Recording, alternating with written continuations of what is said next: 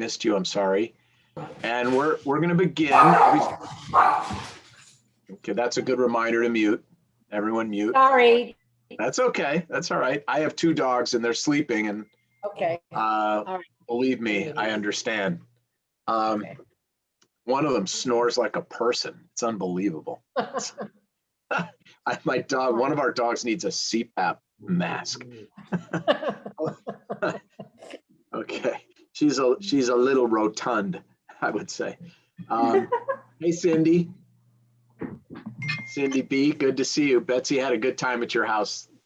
I'm just texting her right now. Oh yeah, she's the best. Hey, Brad. Deborah T, tell me about it.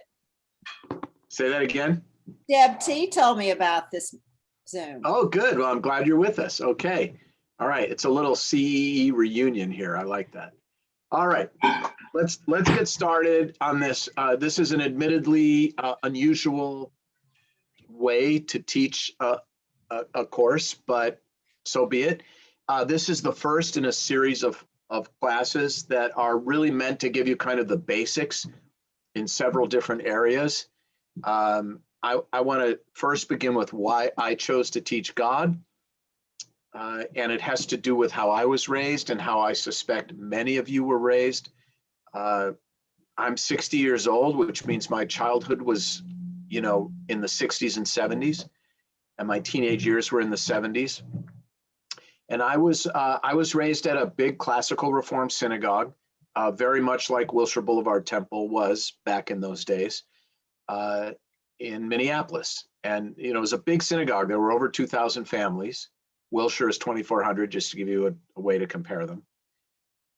And of course, all of us who were alive at the time and had older brothers and sisters, we know that the 60s really happened in the early 70s. So all of this social upheaval was going on in my synagogue. And there were so many new things that we could talk about in this classical Reform synagogue. We could talk about the environment. We could talk about women's rights. We could talk about civil rights. We could talk about premarital sex, abortion, euthanasia, drugs. We could talk about all of it with our, sort of hippie rabbis who had ponytails and wore earth shoes and played guitar. But there was one topic that was completely off limits in the synagogue. And that topic was God. That was the thing we could not talk about. No one talked about it. I had my bar mitzvah without a single conversation with my rabbi or anyone else about what Jews do and do not believe about God. Because talking about God was somehow seen as I won't say anti-rationalist, I would say non-rationalist. And also, now this is just a theory of mine that I cannot prove, but I think it's true. And some of you have heard me talk about this before. I also think that talking about God in English, then and now, makes Jews feel like they sound like Christians. Because Christians have not had the difficulty using the God word in English the way Jews have. Now, Jews have not had a problem using the God word in Hebrew. Every one of us on this Zoom has said Baruch atah Adonai Eloheinu melech haolam thousands, tens of thousands of times. Think about those words for a moment. Baruch atah Adonai, blessed are you, Adonai. Eloheinu, our God. Baruch atah Adonai, Eloheinu. Melech haolam, ruler of the universe. Okay, think about those words in English. Imagine if we grew up saying tens of thousands of times, saying it in English instead of in Hebrew. Blessed are you, Adonai, our God, ruler of the universe. I think we would have a far less difficult time talking about God. But the fact that we say that in Hebrew and most Reform Jews don't really know what they're saying in Hebrew, and the fact that evangelical Christians have pretty much popularized and monopolized God speak in English, I think these are contributing factors. It's not just that it was considered non-rational, but also, again, I think it's deeply affecting to us when we say it in English that we feel like we sound like evangelical Christians. If Jews knew what they were saying in Hebrew, I think we would have had to have this God conversation a lot sooner, all of us. So that's why I chose this topic. I think it's time that we reclaim God speak in English as American Jews and not worry about it making us sound like evangelical Christians. So that's why I chose the topic. Now, I'm going to try to do this I'm just checking my clock here, in a reasonable amount of time. I'm going to try in the next, say, 40 minutes, 45 minutes to go through the major periods of theology, Jewish theological thinking, from the biblical to the rabbinic to the medieval to the modern. I'm going to try to divide it into 4 periods. Of course, there are subdivisions within those periods. And of course, there is a difference between the Ashkenazi theological road and the Sephardic theological road.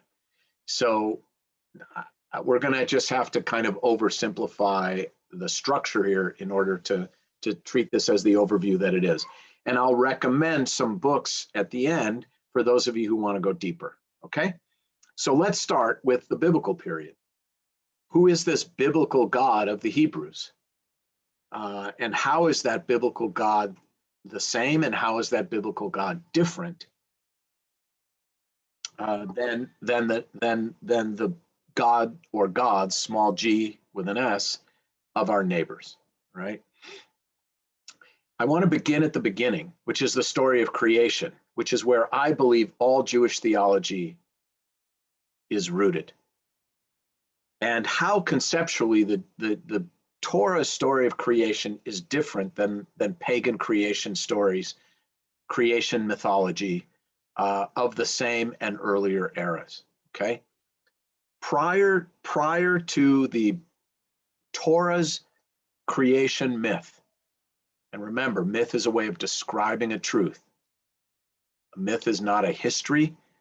It's not about the facts of a situation. It's about the truth of a narrative.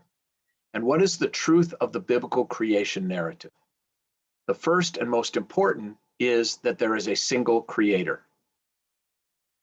We believe in a single, this is where monotheism comes from, a single creator God. If you want to think about it as a meta-divine, as the divine above and beyond all other divines, capital D as opposed to lowercase d, that's fine. I think that's how a pagan would have described the Hebrew God, as a meta God. But however you slice that creation myth, it is all in the metaphorical hands of a single power, a single creative power behind all of existence, that was, that is, and that always will be.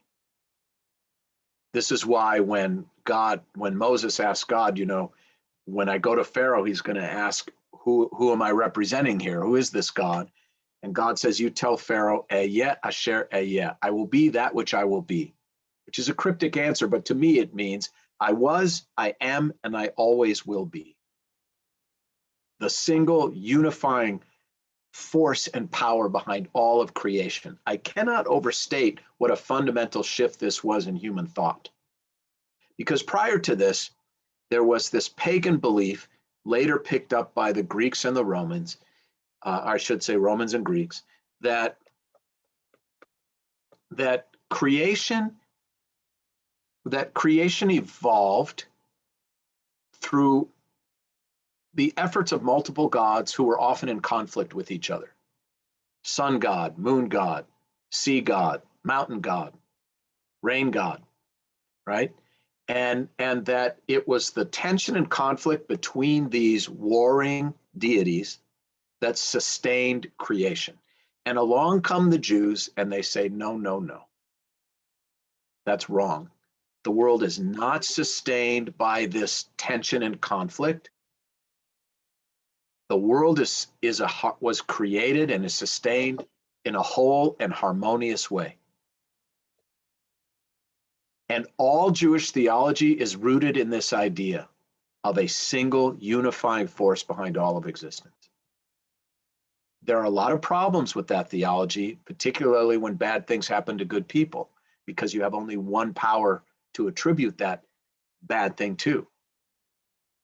Okay, but this is the great leap forward. And if to encapsulate it, I would say to think of the Shema. The Shema really is based on this whole idea that is established from the get-go in creation, that all is one. And it's a very deep way of understanding existence. All is one. That is the foundational statement of Jewish theology, in my opinion. Now, the other thing that the biblical viewpoint brings to the world that is new and different is that life is not circular and cyclical, but that human existence advances.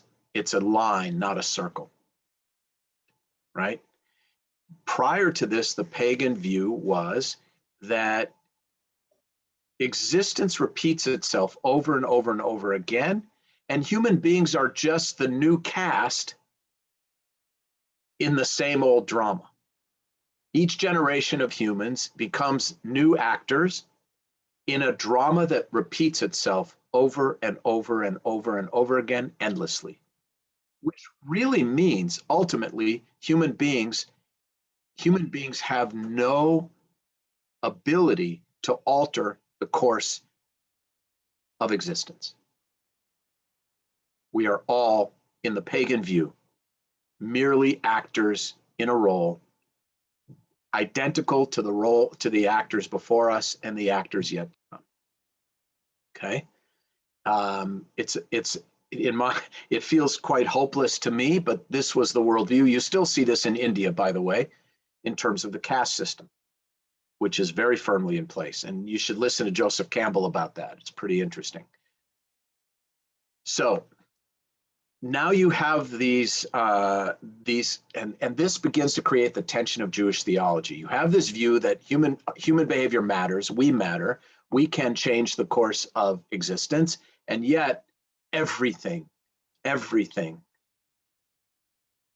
is attributable to a single God. And this starts to set up a tension that we're gonna move into. Okay, let's say a few more things about the biblical view of God.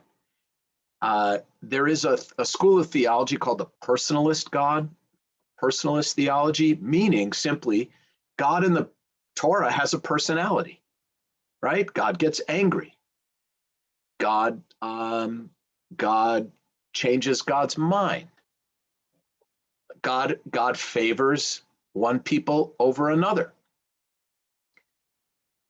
God has a sense of humor. God gets frustrated. So God has a personality in the Torah. And never is the oneness of God questioned, but God has manifestations. The way I'm a single person, but I have many different personality traits. Another example of this is the fact that you cannot say the word face in the singular in Hebrew. We've talked about this in Torah study in Century City, right? That the Hebrew word for face is only exists in the plural because no one has a face. We all have faces. We all have multiple expressions. And the view is that this is also true of God. By the way, one of the names in the Bible for God is Elohim, which is plural. The Christians make a lot of this when Jews refute the Trinity, right? Hey, come on, God's in the plural in Hebrew, so how can you refute the Trinity? Isn't that what was being said? And I see it as not so much that like the Trinity, but that God has a personality. There are different manifestations of God in the Torah. To further this thought that the theology of the Torah is not consistent as it relates to God, God in the Torah is sometimes presented as fallible, as unknowing, as less than omnipotent, right? God says to Cain, where's your brother? God doesn't know. Maybe it's a rhetorical question, but maybe not, right? God tells Eve not to eat of the, Adam and Eve not to eat of the fruit of the tree of the knowledge of good and evil. What happens? She does it. God can't control that. Or maybe God chose not to control it, but I think it's more the former than the latter. So God's power in the Torah is inconsistent. Sometimes it's presented as unlimited, and sometimes God's power in the Torah is severely limited and hampered. And this inconsistency can be maddening to some, but what we're going to see is beyond the fundamental truth of monotheism. It leads to multiple theologies, multiple ideas about God that Jews have developed over the past 3,500 years. And biblical theology is why there are multiple Jewish theologies, because the biblical view of God is not consistent. There are many reasons for that, not the least of which is that's the truth about God, but also the fact that the Torah was evolved over centuries and written by different schools of authors, at least three that we know of. So how could you expect it to be consistent? We're going to move on. We're going to move on to Rabbinic Judaism in a minute, but again, you can see now why there's this tension between oneness and diversity when we talk about God as Jews. It's built in to the very first mythologies of Judaism in the Torah. We may wish it was otherwise, but that's our inheritance. I think it's our strength, not our weakness. But it is different than other religious traditions. Final word about Jewish theology in the Torah. And to put it simply, if Moses walked into a synagogue today, he would have no idea what was going on.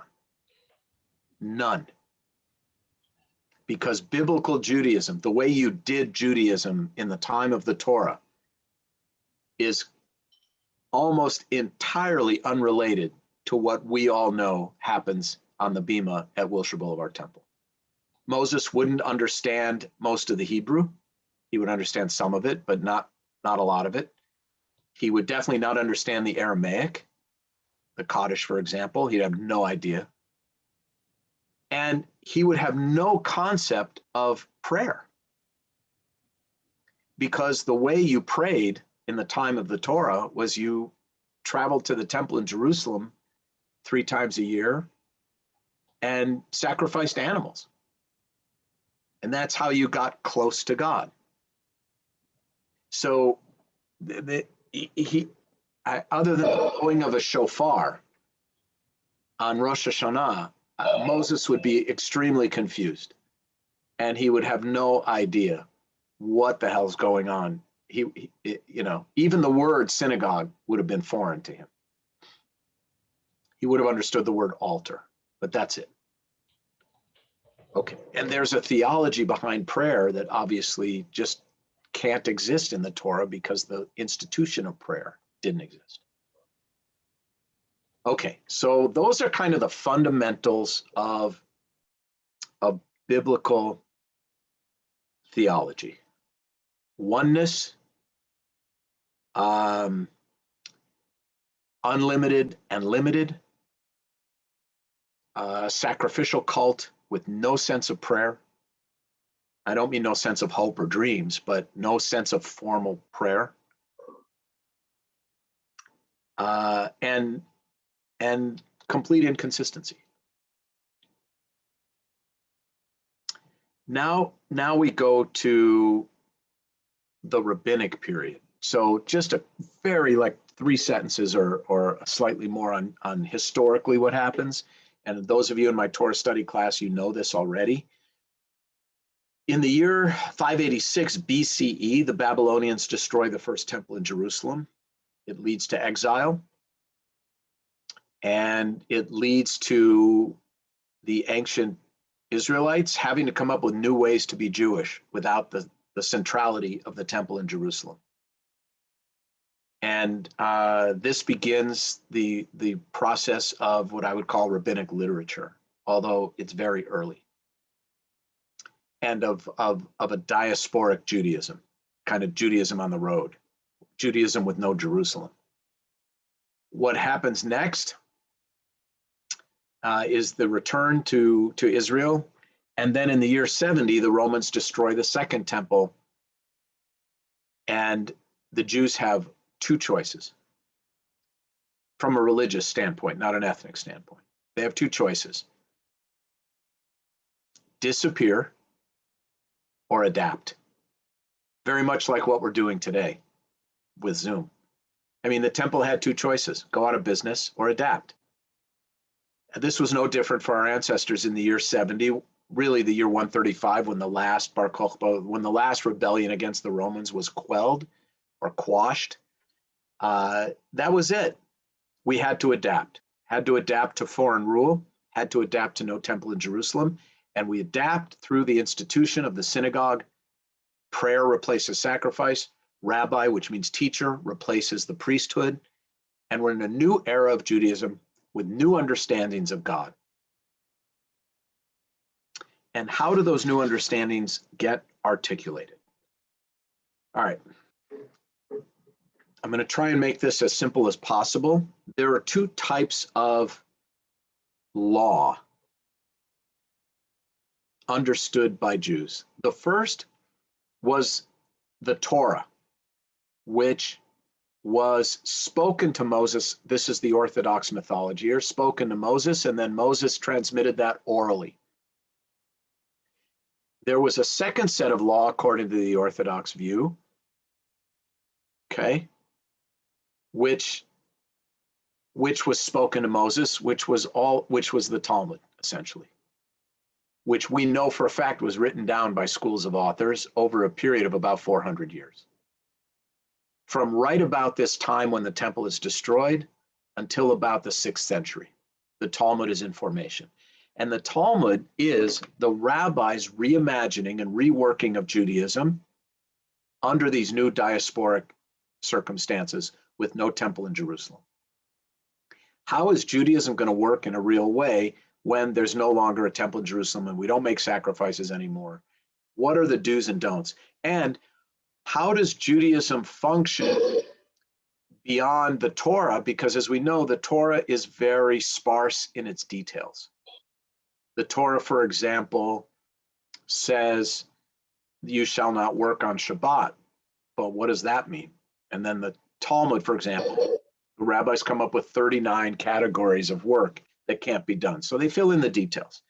This also happens when it comes to God. Now,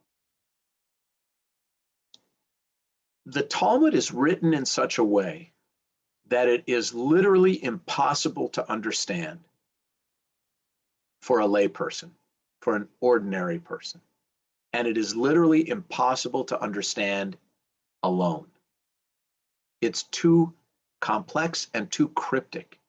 And this, in most scholars' opinions, was a deliberate decision made by the rabbis of the rabbinic era, again, roughly 1st century to 6th century. They wrote it in such an idiosyncratic way that it literally could not be studied, embraced, and understood without a sage teacher and without you being a disciple of said teacher. Now, why am I saying this? I'm saying this because it has something very profound to do with the rabbinic period of the theology of this period. Because the rubber meets the road with the expulsion of, with the destruction of the temple, the diasporic nature of Judaism, and the savagery, frankly, that the Jews had to exist under. If God is one, then all of this suffering must be God's will. And how can it be that the Torah makes the claim again and again and again that if we just obey God's will, we will prosper and nothing bad will happen. It will rain in its season and we'll possess the land of Israel. Suddenly we don't. How do we square this circle when we have this promise from the Torah that if we're true to the mitzvot, God will reward us, and yet the Jewish people are suffering so terribly under Roman occupation? And then the Ottoman Empire after that. We'll get to the medieval period in a minute. Well, the way theologically the rabbis square that circle is to say both are true. The Torah's promise was true, that if you obey all of the mitzvot, you will prosper. But that can only be true for one or two individuals in an entire era. That this is not true for ordinary human beings because none of us are capable of that degree of piety. So if you know, for example, the story about Abraham and being thrown into Nimrod's oven and not burning, the rabbis use this as an example. Yes, Abraham is such a person who is so pious that in fact God's promise was realized for him. But for we ordinary human beings who just do the best we can, we're going to suffer because we are going to fall short of that standard.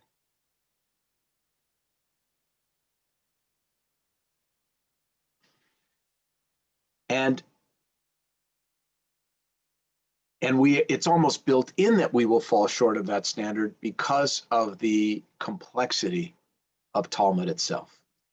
So in my view, the rabbis kind of built this in, first of all, as a way to make sure that they would survive as an institution. You cannot understand Talmud without a rabbi. I think they were partly securing their own future. I think that's a part of it, is they wanted to write themselves into Jewish law in a way that made them indispensable. But I think they were also trying to get their arms around how is it that bad things happen in the world to people who are trying to follow a true Jewish path.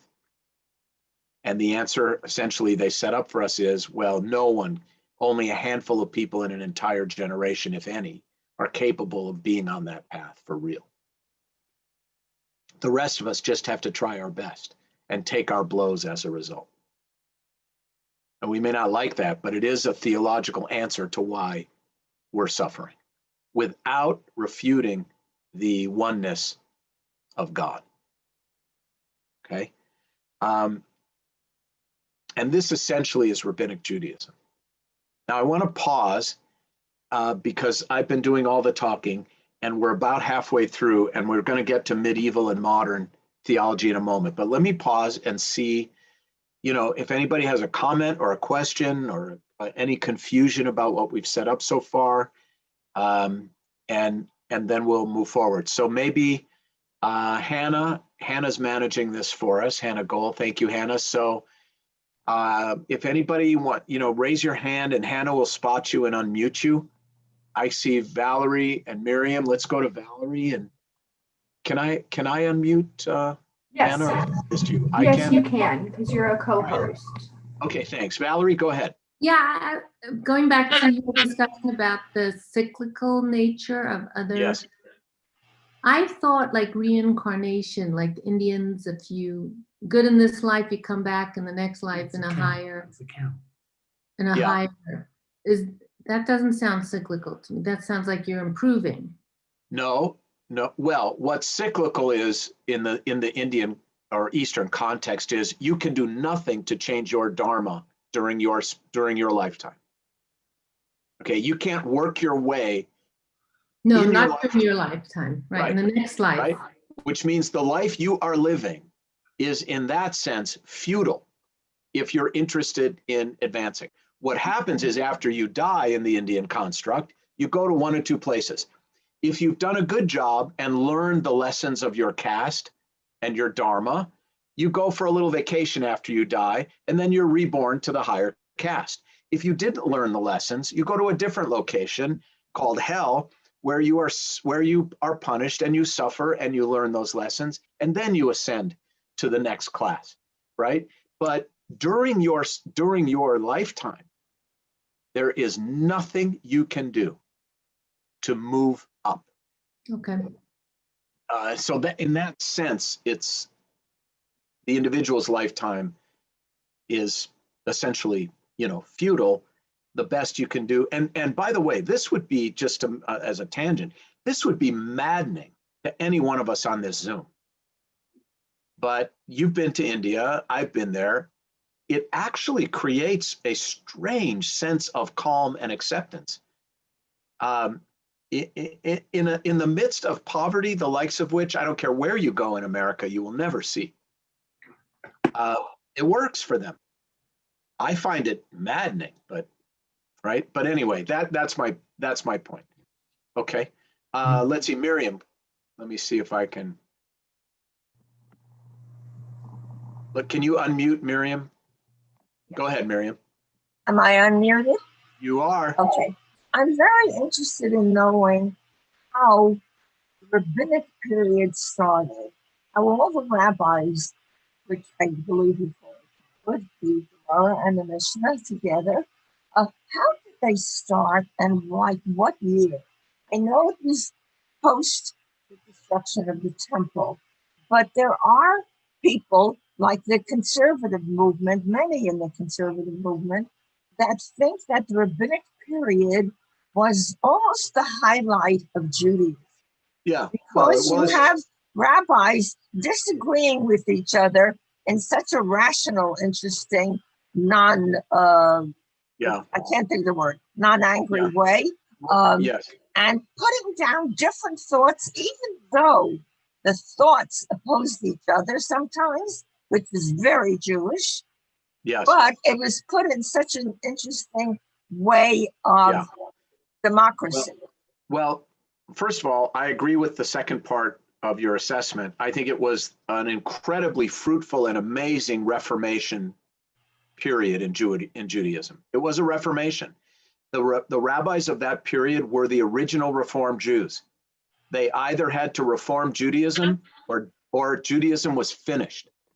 So I think, and when did it begin? Well, I would say formally, I would say when Yochanan ben Zakkai, when Jerusalem was being besieged, there was a rabbi in Jerusalem named Yochanan ben Zakkai who was smuggled out of Jerusalem in a casket, alive, and he had a relationship with Vespasian. He went directly to Vespasian in Rome, and he said, look, we will surrender if you will allow us to establish an academy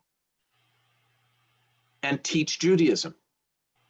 And Vespasian agreed, because obviously it's much easier to deal with a subordinate population that surrenders than one that's revolting. So in my view, that really, really solidified and concretized this period in Jewish history when Vespasian said, give up your arms, you can have an academy, and you can teach all Judaism all you want. It was in Pumbedita. It was a place with a funny name. But Surah and Pumbedita. Yeah, and so I think that's really when this thing got framed, properly. Obviously, there were outlying teachings, synagogues. Jesus was teaching Judaism and traveling around. There were rabbis traveling around and teaching, but it didn't really become a formal kind of movement, I think, until the academy was established. All right, let's take one or two more, if we have one or two more. Some of you who don't have cameras on, we can't see you raising your hand, so you could maybe go in the chat, but it looks like we're okay and we can keep moving, okay? Let me just do one more. Okay, so let's keep moving now. Let's go to the medieval period. So now the Talmud is basically in place.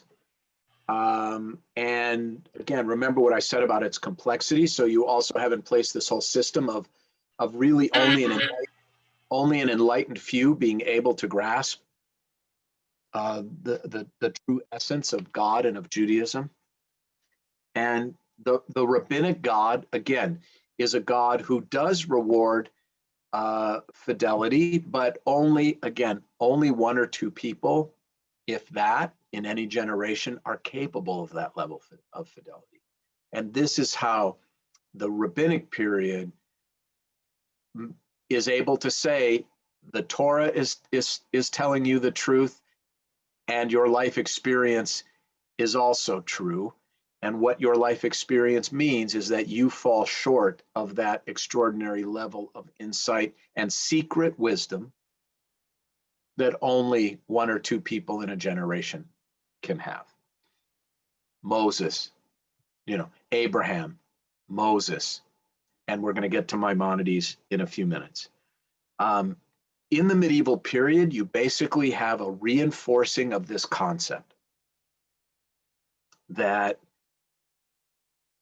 only the wise can fathom the nature of God.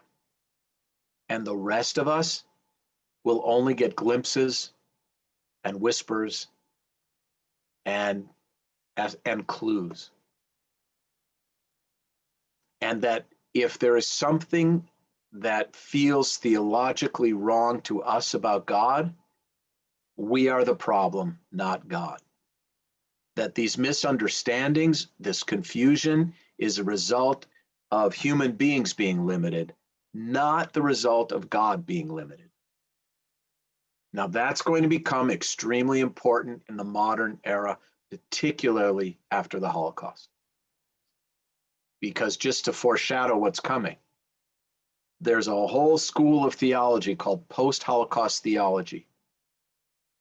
It starts in the Enlightenment, but it really takes off post-Holocaust, which is the opposite of the medieval view of God. The medieval view of God, again, to reiterate, is that if you cannot understand God's ways, it is because you are limited, not because God is limited. Post-Holocaust, it turns it upside down and says, if things don't make sense theologically in the world, it's because God's power is limited. And you are asking the right question. And you are asking that question not because you are among the unwise. You are asking that question because it is obvious that God's power is limited. Obviously, I'm speaking in a non-Orthodox context here. But in the medieval period, there's essentially a buttressing of the rabbinic idea that this all makes sense, but only if you're wise, and only one or two of us are. And the rest of us are like fish in the water. We have no idea where we are. Right? That famous Marshall McLuhan phrase, I don't know who discovered water, but it wasn't the fish. Okay? Only the wise have perspective on life. The rest of us are just minnows.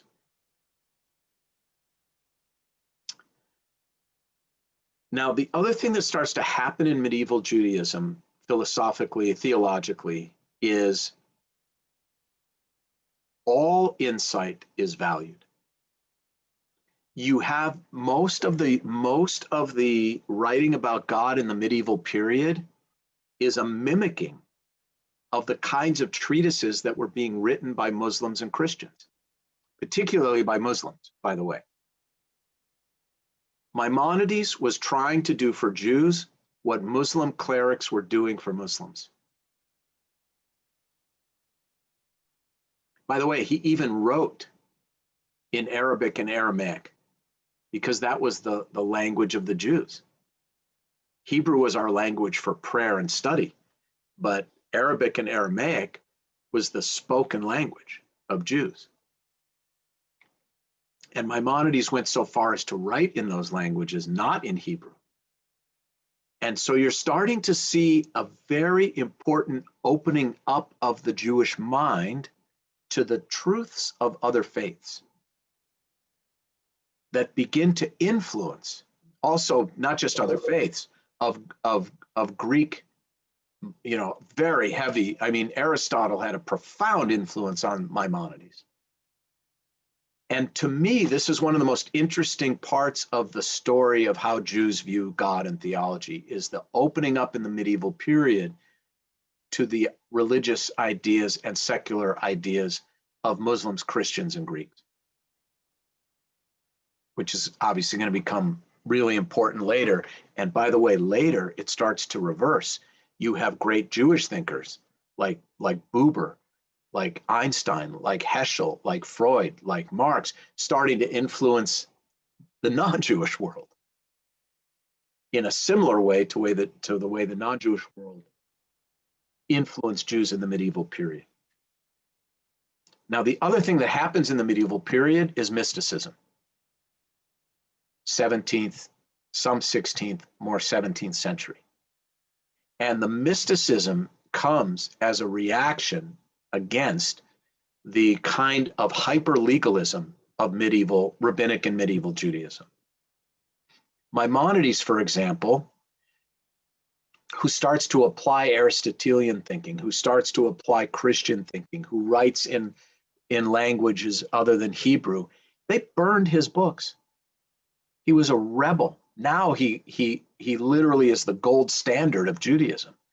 But in his day, they burned his books in the streets in France because he started to bring in these other influences. Now, God and the Problem of Evil and Maimonides. I think this is really important as we move forward into the modern period where Jews are plagued by pogroms and the Holocaust. I think the most important theological contribution that Maimonides made was his treatise on the problem of evil. Maimonides was trying to square the same circle that the rabbis were trying to square.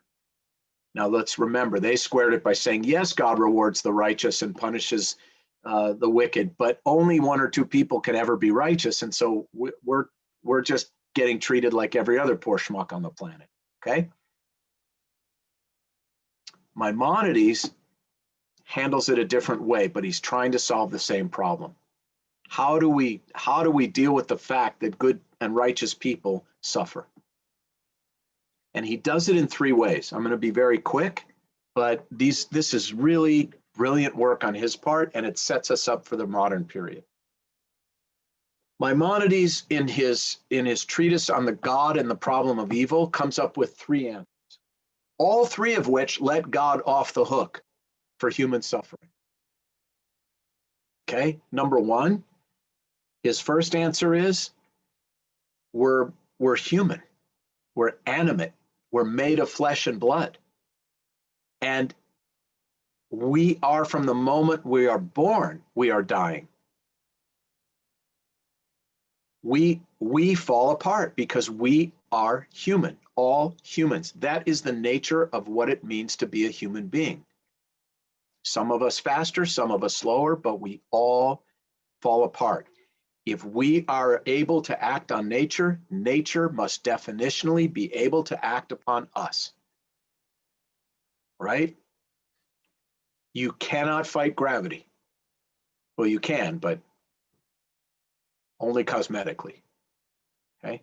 So the Rambam is saying, look, the first thing that people identify as evil, which is the way human beings fall apart, is not evil at all. It's just human. Don't blame God for making you a human. Would you rather be a stone? Those are your choices. That's number one. Number two, Maimonides says that the evil in the world that occurs is mostly one human being to another. It has nothing to do with God. It's the evil we do to each other, and this is a human problem, not a God problem. And you can understand how later, during the Holocaust, this becomes so fundamentally important. And he goes on to say, and by the way, this evil that one human being does to another is relatively rare. Most countries are at peace most of the time. Most people do not run around murdering and raping and abusing and robbing. Most people are fundamentally pretty good, and they are empathetic, and they take care of each other. But regardless of whether you agree with that statement, he says that the evil that exists in the world is it's a human problem. It's not a God problem, and therefore it's not a theological problem. The third category of evil that he articulates is the evil we do to ourselves, because we cannot control our own passions and wants. Not our needs, but our wants. Basically, we want too much, we eat too much, we drink too much. If we have copper, we want silver. If we have silver, we want gold. You may or may not know that the Maimonides, the Rambam's family, was in the gem trading business, and his brother was lost at sea with the family's fortune. And I think this influenced his view that so much misery comes from the pursuit of more and more and more.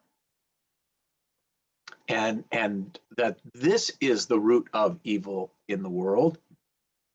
And this too has nothing to do with God. Think about the 10th of the 10 commandments. Thou shalt not covet. So again, Maimonides here you see is setting us on this path of removing God from the problem of evil.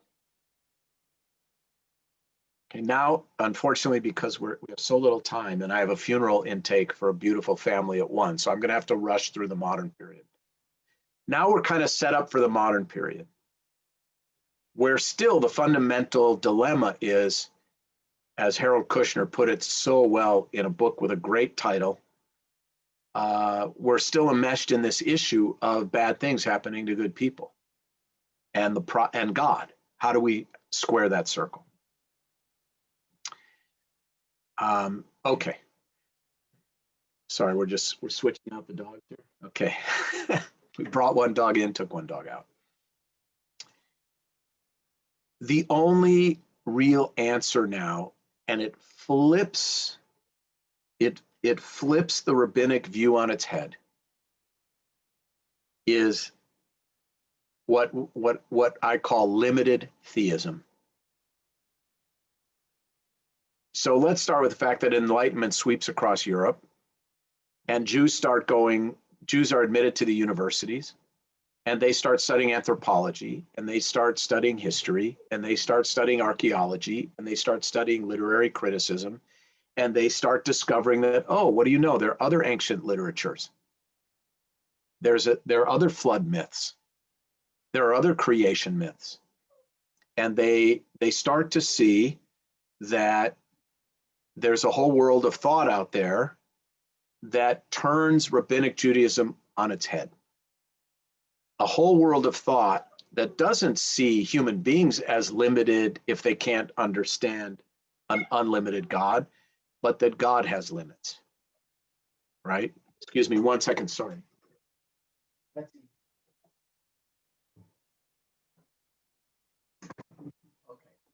Right. Whiny dog. All right. Now, what does this mean?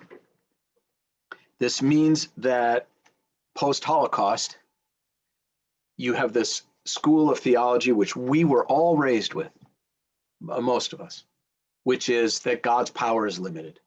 God gave up power to humankind. God gave us a guidebook, a field guide called the Torah and the Talmud about how to behave in the world so that the righteous prosper and the wicked suffer.